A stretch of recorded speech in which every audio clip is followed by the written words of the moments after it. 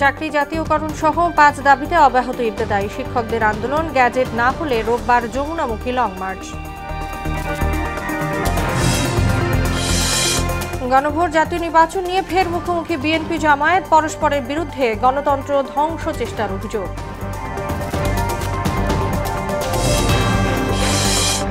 নির্বাচনী ইশতেহারে জ্বালানি নিরাপত্তাকে বিশেষ গুরুত্ব দেওয়ার দাবি ক্যাবের, রাষ্ট্রীয় সংস্থার স্বচ্ছতা নিশ্চিতের তাগিদ।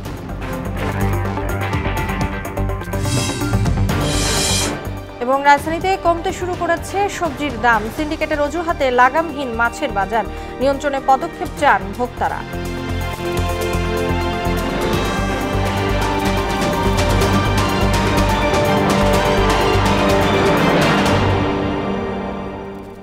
আসসালামু আলাইকুম, সবাইকে মোহনা সংবাদে স্বাগত। শুনছিলেন শিরোনাম, পুরো সংবাদের সঙ্গে আছি তাসনুবা বিনতে তাহের। ইবতেদায়ী মাদ্রাসা জাতীয়করণ সহ 5 দাবি বাস্তবায়নে 19তম দিনে শিক্ষকদের অবস্থান কর্মসূচি পালিত হচ্ছে। জাতীয় প্রেস ক্লাবের সামনে এ কর্মসূচি চলছে। তাদের অভিযোগ, প্রতিশ্রুতি বাস্তবায়ন না করে উল্টো শিক্ষকদের উপর পুলিশি হামলা চালানো হয়েছে। দাবি আদায় না হলে রোববার যমুনা অভিমুখে লং মার্চ সহ কঠোর কর্মসূচির কথা জানান তারা। আরও জানাচ্ছেন ওবায়দুল হক মারুফ। অনুদানভুক্ত ও বিহীন সকল স্বতন্ত্র ইবতেদায়ী মাদ্রাসা পর্যায়ক্রমে জাতীয়করণে গেল 28 জানুয়ারি ঘোষণা দেয় সরকার। এই প্রতিশ্রুতি বাস্তবায়নের দাবিতে লাগাতার অবস্থান কর্মসূচি পালন করছে স্বতন্ত্র শিক্ষকরা। শিক্ষকদের এই আন্দোলনে অসুস্থতার পাশাপাশি পুলিশি হামলায় আহত হয়েছেন অনেকে। বৈষম্য দূর করে শিক্ষকদের দেয়া প্রতিশ্রুতি বাস্তবায়ন করে তাদের পাঠদানে ফেরাতে সরকারের প্রতি জোর দাবি জানান তারা। বিশেষ করে আমাদের মা বোনরা আসছে, তাদের অনেক কষ্ট হচ্ছে। আমরা কিভাবে যে এগুলা মেকআপ করে যাচ্ছি সেটা একমাত্র আল্লাহ পাক ভালো জানেন। আমরা তো কোনো দেশে যুদ্ধ করতে আসি নাই, যুদ্ধের ঘোষণা দিতেও আসি নাই, তো আমাদের মৌলিক অধিকারটা আদায় করতে আসছি। আমরা দীর্ঘ 40 বছর পর্যন্ত বৈষম্য শিকার। প্রাইমারি জাতীয়করণ আমরা কেন বিনা বেতন? আমরা 1 টাকাও বেতন পাচ্ছি না। আমরা আশ্বাসে বিশ্বাস করি না, আমরা প্রজ্ঞাপন চাই। সেজন্য আমরা কষ্ট করে মাঠে আছি এবং ইনশাআল্লাহ থাকব। শান্তিপূর্ণ কর্মসূচিতে পুলিশি হামলার নিন্দা জানিয়ে নতুন কর্মসূচি ঘোষণা করেন স্বতন্ত্র ইবতেদায়ী মাদ্রাসার শিক্ষক ঐক্য জোটের চেয়ারম্যান কাজী মোখলেসুর রহমান ও সদস্য সচিব মোহাম্মদ আল আমিন। 28 জানুয়ারি যে ঘোষণা করা হয়েছিল জাতীয়করণ পর্যায়ক্রমে, সেইটা আমরা বাস্তবায়ন চাই। এই বাস্তবায়ন আমরা এখন পর্যন্ত চোখে দেখি নাই। তারই পরিপ্রেক্ষিতে আগামী রবিবার 2 তারিখ আমরা লং মার্চ টু যমুনা কর্মসূচি ঘোষণা করেছি। আমরা আশা করি এই কর্মসূচির ভিতরেই মধ্যেই আমাদের দাবি ইনশাআল্লাহ পূরণ হবে। তারা দ্রুত আমাদের এই আন্দোলনরত শিক্ষকদের দাবি মেনে নেক। আমরাও চাই শিক্ষার্থীকে যে তারা যে শিক্ষার্থী আমাদের আন্দোলনরত যে শিক্ষার্থীরা বঞ্চিত হচ্ছে, এটা পরবর্তীতে আমরা এই সময় এই গ্যাপটা পূরণ করার জন্য আমরা রাষ্ট্রের নির্দেশের বাইরেও অতিরিক্ত সময় শ্রম আমরা দেবো। দ্রুত প্রজ্ঞাপন জারি করে সরকার তাদেরকে পাঠদানে ফেরানোর উদ্যোগ নেবে বলেও প্রত্যাশা সংশ্লিষ্টদের। শিক্ষকদের দাবি মেনে নিয়ে শিক্ষকদের প্রতিষ্ঠানে পাঠদান করার ব্যাপারে তারা পরিবেশ সৃষ্টি করে। ওবায়দুল হক মারুফ, মোহনা সংবাদ, ঢাকা। ফেব্রুয়ারির নির্বাচনের মাধ্যমে বিএনপি জাতীয় সরকার গঠন করতে চায় বলে জানালেন বিএনপি মহাসচিব মির্জা ফখরুল ইসলাম আলমগীর। সকালে জাতীয় প্রেস ক্লাবে এক আলোচনায় চলমান সংকটের জন্য অন্তর্বর্তী সরকারকে দায়ী করে তার দল কোনো অবস্থাতেই নির্বাচনের আগে গণভোট মেনে নেবে না বলেও হুঁশিয়ারি দেন তিনি। এ সময় নির্বাচনের আগে গণভোটের দাবি তুলে একটি মহল গণতন্ত্র ধ্বংসের চেষ্টা করছে বলে অভিযোগ করেন বিভিন্ন রাজনৈতিক দলের নেতারা। তানজিদ ভূঁইয়ার প্রতিবেদন। জেএসডির 53তম প্রতিষ্ঠাবার্ষিকী উপলক্ষে জাতীয় প্রেস ক্লাবে ফেসিবাদ বিরোধী অংশীদারিত্বের গণতন্ত্র প্রতিষ্ঠা শীর্ষক আলোচনা সভার আয়োজন করে দলটি। এতে ডক্টর ইউনূসের সরকার দেশের মানুষের সঙ্গে প্রতারণা করেছে উল্লেখ করে বক্তারা বলেন, দেশ আজ গভীর ষড়যন্ত্রের দিকে যাচ্ছে। জাতীয় নির্বাচনের সাথে গণভোটও জনগণের সমর্থন নিয়ে আগামী সংসদে পাশ হবে এবং জুলাই সনদ বাস্তবায়ন হবে। এখন আমাদের সামনে প্রস্তাব হাজির করবার সময় সেই সমস্ত নোট অফ ডিসেন্ট বা ভিন্নমত বাদ দিয়ে দিয়েছে। এটা একটা 410 ডিগ্রি হলো না? আপনাদের প্রস্তাবনার মধ্যে আপনারা বহুদলীয় উস্কানি আপনারা তৈরি করেছেন, বহুদলীয় অস্থিতিশীলতার উপাদান এখানে আপনারা যুক্ত করেছেন। চলমান রাজনৈতিক সংকটের জন্য সরকারকে দায়ী করে বিএনপি মহাসচিব এতে বলেন, রাজনৈতিক দল নয়, বিভ্রান্তি সৃষ্টি করছে ঐক্যমত্য কমিশন। আজকে যে সংকট তৈরি হয়েছে, এই সংকট সত্যিকার অর্থে তৈরি করেছে বর্তমান অন্তর্বর্তীকালীন সরকার। তারা যে কমিশন তৈরি করেছিলেন, অর্থাৎ কমিশন জনগণের সঙ্গে প্রতারণা করেছেন, যেটা আমরা তাদের কাছ থেকে আশা করি। বিএনপি সংস্কারের দল, বিএনপির জন্ম হয়েছে সংস্কারের মধ্য দিয়ে, একদলীয় শাসন ব্যবস্থা থেকে বহুদলীয় গণতন্ত্রে বিএনপি সেটাকে নিয়ে এসেছিল, অর্থাৎ জনগণ নিয়ে এসেছিল। নির্বাচনের আগে গণভোট বিএনপি মেনে নেবে না উল্লেখ করে ফেব্রুয়ারির নির্বাচনের মাধ্যমে একটি গণতান্ত্রিক জাতীয় সরকার গঠনের কথাও জানান তিনি। বিভিন্নভাবে বিভিন্ন কথাবার্তা বলে জনগণকে বিভ্রান্ত করার চেষ্টা করছে, কিন্তু আমরা খুব পরিষ্কার করে বলতে চাই, গণভোট নির্বাচনের আগে করার কোনো সুযোগ এখন আর নাই। নির্বাচনের দিনই গণভোট হবে, সেখানে সঙ্গে আমরা দীর্ঘ 15 বছর লড়াই করেছি, একসাথে কাজ করেছি, তাদেরকে সঙ্গে নিয়ে আমরা সরকার গঠন করতে চাই এবং খুব পরিষ্কার কথা আমরা বলেছি, আমরা জাতীয় সরকার গঠন করতে চাই নির্বাচনের পরে। এদিকে জাতীয় প্রেস ক্লাবের সামনে এক প্রতীকী সমাবেশে নির্বাচনের দিনই গণভোট আয়োজনের দাবি জানান দলটির ভাইস চেয়ারম্যান আসাদুজ্জামান রিপন। আপনার সরকার বাংলাদেশের জনগণের সাথে বিশ্বাস ভঙ্গের কারণ ঘটাচ্ছে, তাহলে কিন্তু আমরা জনগণকে সাথে নিয়ে নির্বাচন আদায় করার জন্য আমাদের রাজনৈতিক প্রস্তুতি আমরা গ্রহণ করব। তানজিদ ভুইয়া, মোহনা সংবাদ, ঢাকা। জুলাই সনদ বাস্তবায়নের মাধ্যমে নভেম্বরে গণভোট আর ফেব্রুয়ারিতে জাতীয় নির্বাচন আয়োজনের দাবি জানালেন জামায়াতে ইসলামীর সেক্রেটারি জেনারেল মিয়া গোলাম পরোয়ার। এ সময় হিন্দু সম্প্রদায়ের ভাগ্য উন্নয়নে কাজ করার প্রত্যয় জানান তিনি। এদিকে পিআর পদ্ধতিতে নির্বাচন হলে কারচুপি কেন্দ্র দখল বন্ধ হবে বলে জানিয়েছেন দলটির নায়েবে আমির অধ্যাপক মুজিবুর রহমান। খুলনা ও ঢাকায় আলাদা অনুষ্ঠানে আজ এসব কথা বলেন তারা। আরো জানাচ্ছেন মুদাসসির আলী। শুক্রবার সকালে খুলনার ডুমুরিয়া স্বাধীনতা চত্বরে হিন্দু সম্মেলনে যোগ দেন জামায়াতে ইসলামীর সেক্রেটারি জেনারেল মিয়া গোলাম পরোয়ার। স্থানীয় হিন্দু সম্প্রদায়ের নেতা সহ সর্বস্তরের জনতা এতে যোগ দেন। প্রধান অতিথির বক্তব্যে গোলাম পরোয়ার অভিযোগ করেন, আগের কোন সরকারই হিন্দু সম্প্রদায়ের জীবনমান উন্নয়নে কাজ করেনি। দেশ শাসন করেছেন, রাজনীতি করেছেন, তাদের রাজনীতির স্বার্থে তারা হিন্দু সম্প্রদায়ের ভাই বোনদেরকে কিছু ভুল ধারণা, কিছু বিভ্রান্তি দিয়ে ধূম্র জালের মধ্যে তাদেরকে ব্যবহার করার চেষ্টা করেছেন। ইসলাম সম্পর্কে, মুসলমান সম্পর্কে, ইসলাম ধর্ম সম্পর্কে তাদেরকে ভুল বোঝানো হয়েছে। তারা বলেছে কি, তোমরা যদি মুসলমানদের সাথে থাকো, একসাথে চলো, জামাত ইসলামী করো, দাড়িপাল্লার সাথে থাকো, তাহলে তোমাদের সব ধর্ম পরিবর্তন হয়ে যাবে। এর আগে সকালে রাজধানীর কাফরুল উত্তর থানা জামায়াতের মহিলা বিভাগের উদ্যোগে আয়োজিত ফ্রি মেডিকেল ক্যাম্পে অংশ নেন নায়েবে আমির অধ্যাপক মুজিবুর রহমান। এতে অবিলম্বে জুলাই সনদ বাস্তবায়ন আদেশ জারির মাধ্যমে সুষ্ঠু নির্বাচনী পরিবেশ নিশ্চিত করতে প্রধান উপদেষ্টার প্রতি আহ্বান জানান তিনি। পিআর পদ্ধতিতে নির্বাচন করার জন্য আমরা গণভোটের দাবি করেছি। আজকের মধ্যেই প্রধান উপদেষ্টাকে আমরা বলেছি, অধিকাংশ দল তারা চায় এখানে পিআর পদ্ধতি, এই পদ্ধতি চালু হলে এখানে ডাকাতি হবে না। এ সময় পিআর পদ্ধতিতে নির্বাচন হলে কারচুপি কেন্দ্র দখল বন্ধ হবে বলেও মত দেন এই জামায়াত নেতা। 10টা হুন্ডা, 20টা গুন্ডা, ইলেকশন ঠান্ডা, এই যে সন্ত্রাসী যে কথা, এই কথাটা চিরতরে বন্ধ হয়ে যাবে ইনশাআল্লাহ। মুদাসসির আলী, মোহনা সংবাদ। রাজনৈতিক দলের নির্বাচনী ইশতেহারে জ্বালানি নিরাপত্তাকে বিশেষ গুরুত্ব দেওয়ার দাবি জানিয়েছেন consumer association of Bangladesh cap সভাপতি AHM শফিকুজ্জামান। আর দেশে জ্বালানি খাতে নিরাপত্তা নিশ্চিতে রাষ্ট্রীয় সংস্থাগুলোর স্বচ্ছতা জরুরি বলে মনে করেন ইউজিসির ভারপ্রাপ্ত চেয়ারম্যান মোহাম্মদ আনোয়ার হোসেন। সকালে ঢাকা বিশ্ববিদ্যালয়ে ক্যাপ যুব সংসদ আয়োজিত অনুষ্ঠানে এসব কথা বলেন তারা। বিস্তারিত মনিরুল ইসলামের প্রতিবেদনে। পৃথিবী জুড়ে চলছে জ্বালানি রূপান্তরের প্রচেষ্টা।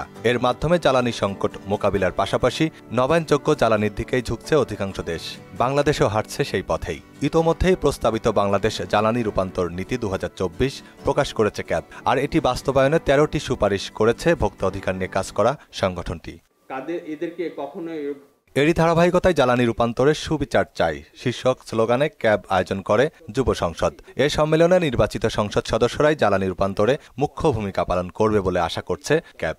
পৃথিবীর কাছে বাংলাদেশের ভাবমূর্তি উন্নত হবে। ক্যাবের সাধারণ সম্পাদক বলেন, জ্বালানি খাতে রূপান্তরে সরকারকে স্বচ্ছতা ও জবাবদিহি নিশ্চিত করতে হবে। আর সত্যিকারের পরিবর্তনে সিস্টেমের সমন্বয় চাইলেন ইউজিসির ভারপ্রাপ্ত চেয়ারম্যান।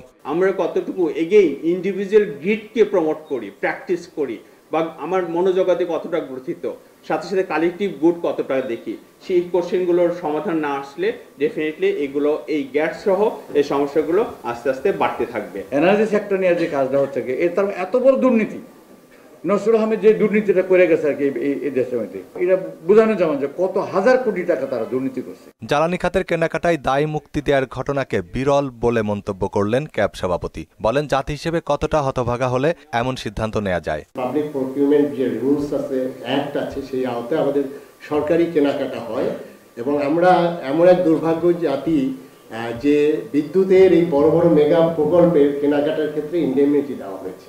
জাতীয় নির্বাচন ঘিরে রাজনৈতিক দলের কাছে জ্বালানি নিয়ে স্পষ্ট নীতিমালাও চাইলেন তিনি। নির্বাচন কিন্তু এটি দেশের একটা ট্রানজিশন, এই ট্রানজিশনে আমি চাই প্রতিটা রাজনৈতিক দল তাদের জ্বালানির পলিসি কি হবে সেটি স্পষ্ট করা দরকার। তারা স্পষ্ট করে বলবে তাদের এই জ্বালানি পলিসি এই হবে, আমরা সেই পলিসিতে আমরা সেখানে ভোট দেব এবং তারা এটি যদি বাস্তবায়ন না করে তাহলে তারাও আবার সেই 15 আগস্ট যা হয়েছে তারা সেইটার সম্মুখীন হবে। যুব সংসদে অংশ নেওয়া হাজারখানেক বিশ্ববিদ্যালয় শিক্ষার্থীর মাধ্যমেই দেশের জ্বালানি সংকটের উত্তরণ ঘটবে বলেও আশা জানান তিনি। আমাদের জ্বালানির নিশ্চয়তা, জ্বালানির নিরাপত্তা আমাদের বিধান করতেই হবে। মনিরুল ইসলাম, মোহনা সংবাদ, ঢাকা।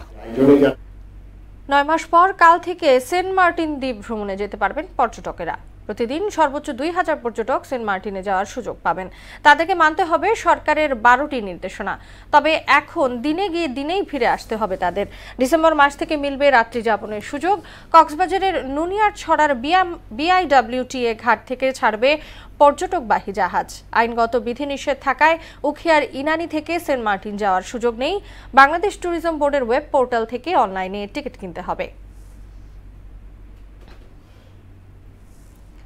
রাজধানী বাজারে কমতে শুরু করেছে সবজির দাম। শীতের আগাম শাকসবজি আসতে শুরু করায় দাম কিছুটা নিম্নমুখী, তবে বেড়েছে পেঁয়াজের দাম। এদিকে ডিম ও মুরগির দামও কমতির দিকে। আর সরবরাহ সংকট ও সিন্ডিকেটের প্রভাবে লাগামহীন মাছের বাজার। তবে উচ্চমূল্যে স্থিতিশীল রয়েছে চাল ও তেলের দাম। ঊষা ফেরদৌসের রিপোর্ট। বাজারে শীতের আগাম সবজি আসতে শুরু করেছে।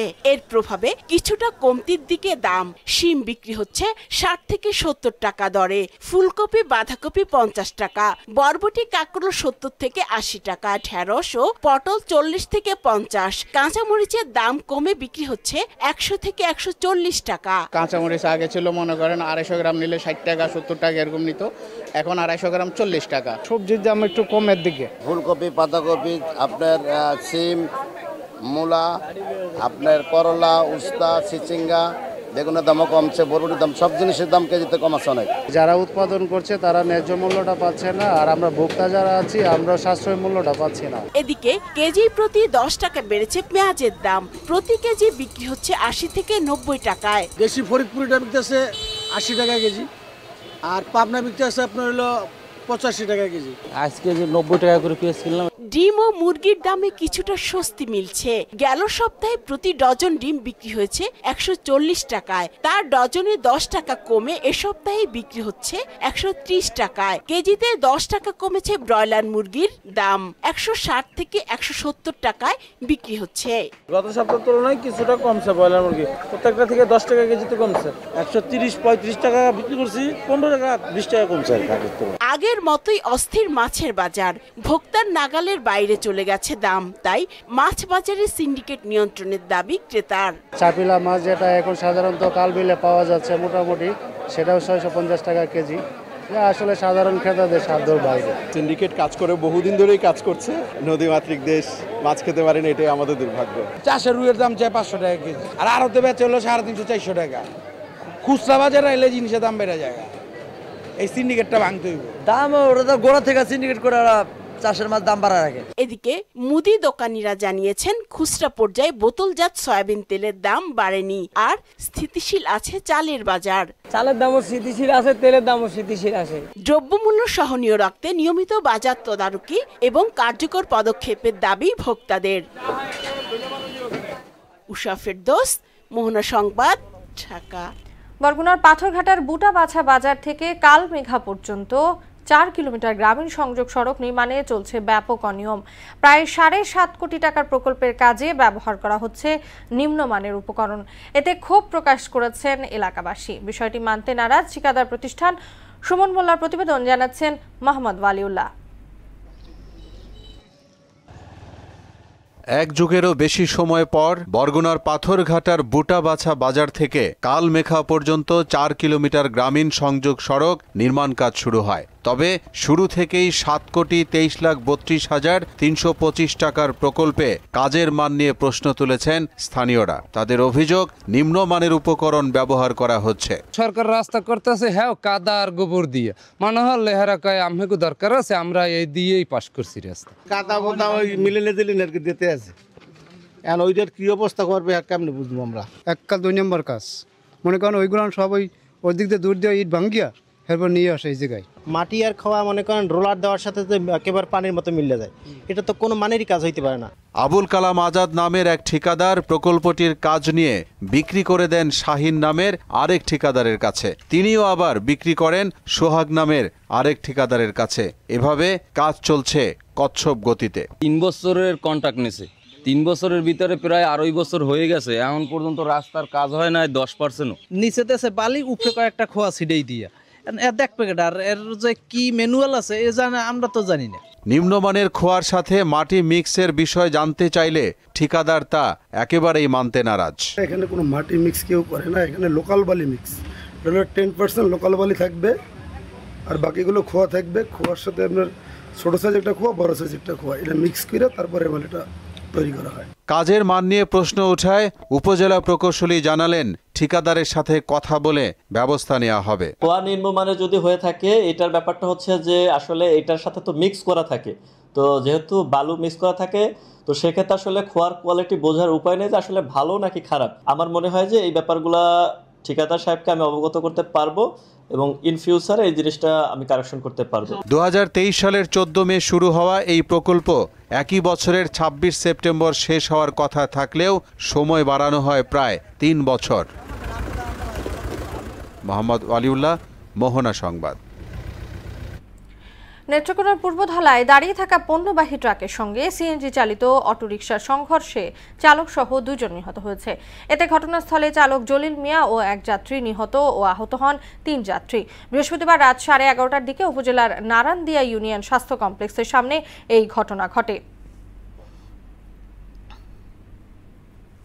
কুমিল্লা চৌদ্দগ্রাম সীমান্ত দিয়ে 19 বাংলাদেশিকে ফেরত পাঠিয়েছে ভারতীয় সীমান্তরক্ষী বাহিনী বিএসএফ।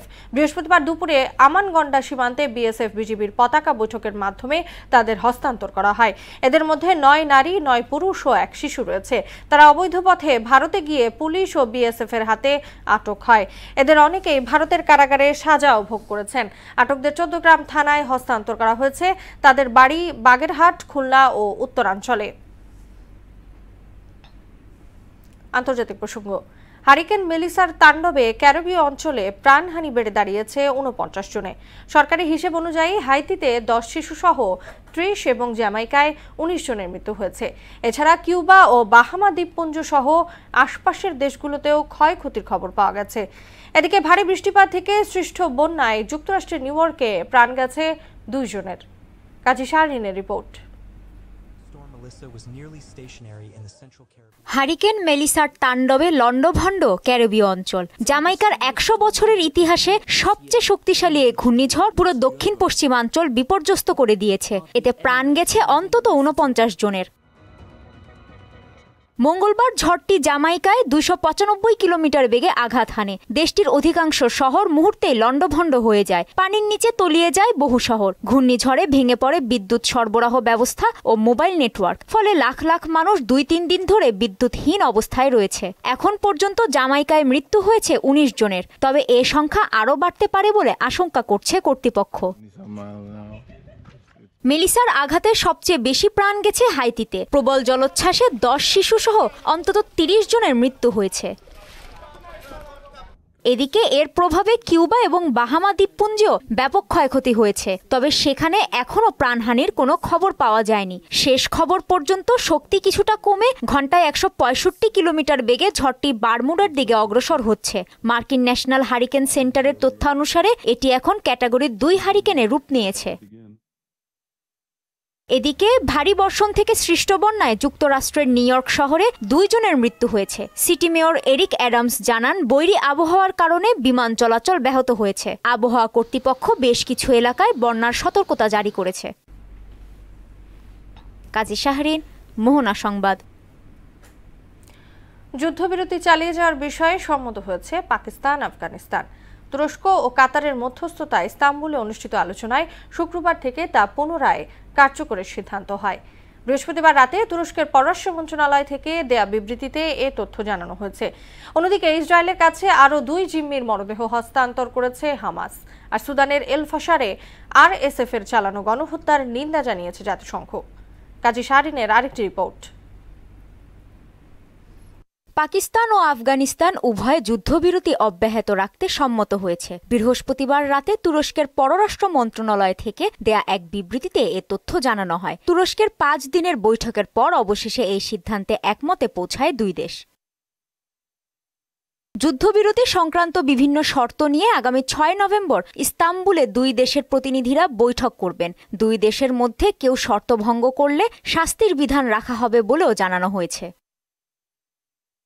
বৈঠকের আগ পর্যন্ত সংঘাত না হওয়ার ব্যাপারে কাবুল ও ইসলামাবাদ সজাগ থাকবে বলেও সিদ্ধান্ত নিয়েছে 2 দেশের প্রতিনিধিরা। শান্তি রক্ষার আলোচনায় 2 দেশের অংশগ্রহণের প্রশংসা করে স্থায়ী শান্তি ও স্থিতিশীলতার জন্য সহযোগিতা অব্যাহত রাখার প্রতিশ্রুতি দিয়েছে তুরস্ক ও কাতার সরকার। এদিকে ইসরায়েলের কাছে আরও 2 জিম্মির মরদেহ হস্তান্তর করেছে হামাস। বৃহস্পতিবার ইসরায়েলি প্রধানমন্ত্রী বেঞ্জামিন নেতানিয়াহুর কার্যালয় মরদেহ গ্রহণের বিষয়টি নিশ্চিত করেছে। তবে হামাসের কাছে এখনও 11 ইসরায়েলি জিম্মির মরদেহ রয়েছে। অন্যদিকে সুদানের এল ফাশারের আধা সামরিক বাহিনীর র্যাপিড সাপোর্ট ফোর্স RSF এর চালানো গণহত্যার নিন্দা জানিয়েছে জাতিসংঘ। সুদানের সেনাবাহিনীকে পিছু হটতে বাধ্য করে গেল রোববার RSF এল ফাশারের নিয়ন্ত্রণ নেয়। আল জাজিরার তথ্য মতে গেল 3 দিনে RSF এর হামলায় প্রায় 1500 মানুষ নিহত হয়েছে। কাজী শাহরিন, মোহনা সংবাদ। 2026 অর্থ বছরে শরণার্থী নেয়ার ক্ষেত্রে সর্বনিম্ন সীমা নির্ধারণ করেছেন মার্কিন প্রেসিডেন্ট ডোনাল্ড ট্রাম্প। তা মাত্র 7500 জন, যা মার্কিন ইতিহাসে সবচেয়ে কম। এর মধ্যেও অগ্রাধিকার দেয়া হবে একমাত্র দক্ষিণ আফ্রিকার শ্বেতাঙ্গ আফ্রিকানদের। হোয়াইট হাউসের নথিতে বলা হয়েছে, শ্বেতাঙ্গ আফ্রিকানরা নিজ দেশে অন্যায্য বৈষম্যের শিকার হওয়ায় তাদের এ অগ্রাধিকার দেয়া হচ্ছে। তবে দক্ষিণ আফ্রিকার সরকার ও দেশটির আফ্রিকান নেতারা এ দাবিকে ভিত্তিহীন বলেছেন। এই সিদ্ধান্তের ফলে যুক্তরাষ্ট্রের দীর্ঘদিনের মানবিক শরণার্থী কর্মসূচি কার্যত সংকুচিত হয়ে পড়ছে বলে উদ্বেগ প্রকাশ করেছেন অধিকার কর্মীরা। এশিয়ার এ দলগুলো নিয়ে ইমার্জিং এশিয়া কাপের নাম পরিবর্তন করেছে SEC। নতুন নাম Asia cup rising stars championship. Facebook পেজে তা নিশ্চিত করেছে এশিয়ান ক্রিকেট কাউন্সিল। একই সঙ্গে এবারের টুর্নামেন্টের সূচিও প্রকাশ করেছে SEC, যেখানে আসর শুরু হবে আগামী 14 নভেম্বর এবং শেষ হবে 23 নভেম্বরে। A ও B এই 2 গ্রুপে 4টি করে মোট 8 দল খেলবে টুর্নামেন্টে। গ্রুপ A তে আছে বাংলাদেশ, শ্রীলঙ্কা, আফগানিস্তান ও হংকং, চায়না। আর B গ্রুপে আছে ভারত, পাকিস্তান, ওমান ও সংযুক্ত আরব আমিরাত। শেষ করব মোহনা সংবাদ। যাবার আগে সুনামগুলো জানিয়ে দিচ্ছি আরো একবার।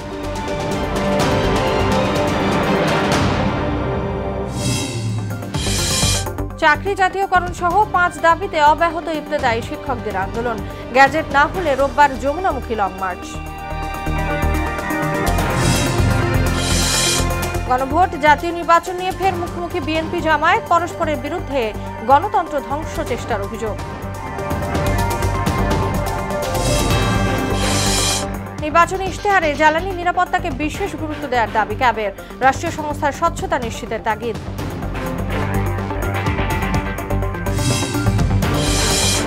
এবং রাজধানীতে কমতে শুরু করেছে সবজির দাম। সিন্ডিকেটের অজুহাতে লাগামহীন মাছের বাজার নিয়ন্ত্রণে পদক্ষেপ চান ভোক্তারা।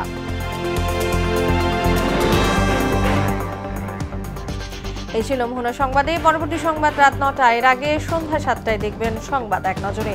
মোহনা সবশেষ খবর জানতে ভিজিট করুন www.mohna.tv। সংবাদ দেখতে পান ফেসবুক ও ইউটিউবেও। এতক্ষণ সঙ্গে থাকার জন্য ধন্যবাদ সবাইকে।